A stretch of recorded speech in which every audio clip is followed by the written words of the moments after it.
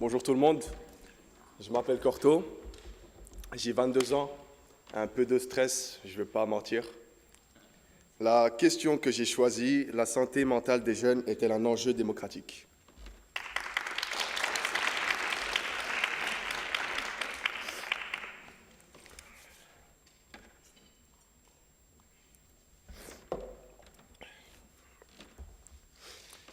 Mesdames et messieurs, l'histoire de la Terre commence quand un être venu d'une galaxie complètement différente de la nôtre posa ses pieds sur notre sol verdoyeux, chaleureux, doux, accueillant et resplendissant. Il sentait une brise agréable et regardant autour de lui, l'être fut surpris, car il ne vit que des moutons. Certains vêtus d'une fourrure blanche, d'autres vêtus d'une fourrure noire. Pour des raisons de facilité, appelons l'être Vogue. Vogue vit en ces moutons le besoin d'être guidé, le besoin de rester en groupe, en troupe, le besoin de suivre. Voyez là quelque chose d'important à dire par rapport à Vogue. C'est que sur sa planète natale, personne ne prêtait attention à lui. Personne ne se souciait de ce qu'il pense. Personne ne voyait sa vraie valeur. Et il était frustré. Frustré par le fait de parfois hausser sa voix, mais que personne ne l'écoute.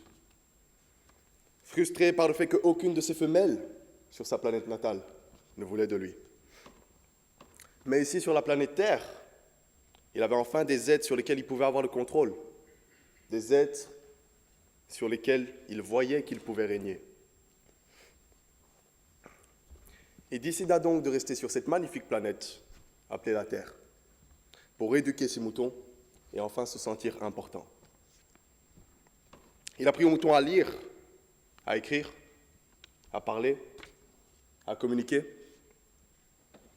Mais une chose qu'il décida de garder pour lui était la capacité de perception, la capacité de lire entre les lignes.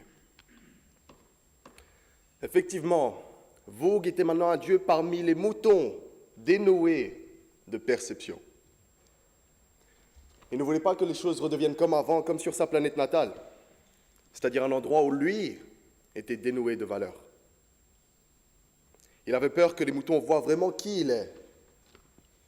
Et par crainte de ne plus être considéré comme l'être le plus puissant, le plus intelligent d'entre eux, il décida donc de commencer à leur mentir, à les séparer pour mieux conquérir. Il commença à leur dire des choses telles que la couleur de la fourrure est importante. Il commença à créer des partis politiques. Il créa des mouvements LG Mouton Cul. Et tous les moutons qui avant ne formaient une troupe, un groupe, un seul pays, font maintenant 195 pays et des milliers de partis différents. Certains moutons sont moutons publicains, d'autres sont moutons crates. Certains moutons sont femmes moutonistes, d'autres sont racimoutonistes. Ils se font la guerre, ils s'insultent, ils se méprisent, ils rigolent des fourrures des uns et des autres. Certains, malgré les différences, tombent amoureux.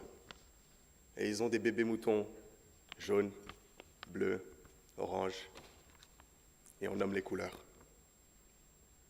Mais d'autres dépriment. Ils dépriment du fait qu'un de leurs frères soit mort à la guerre. Ils dépriment du fait que tous les moutons qui avant ne formaient qu'un soient scotchés sur leur téléphone, tablette, TikTok et soient plus séparés que jamais. Ils dépriment du fait que Vogue puisse les enfermer quand il le décide. Vogue, n'oublions pas Vogue, l'être du départ. Il est content de sa création. Il est content de ce qu'il a fait. Il est content que lui puisse rester au-dessus, pendant que tout le monde en bas se bat. Parce qu'il a créé la séparation. Il est content que la santé mentale générale soit au plus bas. Car voyez-vous, si la santé mentale de tout le monde est basse, tout le monde est concentré sur soi.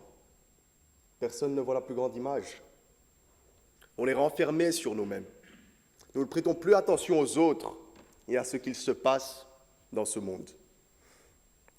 Ce ne sont que des moi. Et en conséquence, une union de tout le monde qui est impossible. Mais savez-vous de quoi Vogue a été le plus fier jusqu'à présent?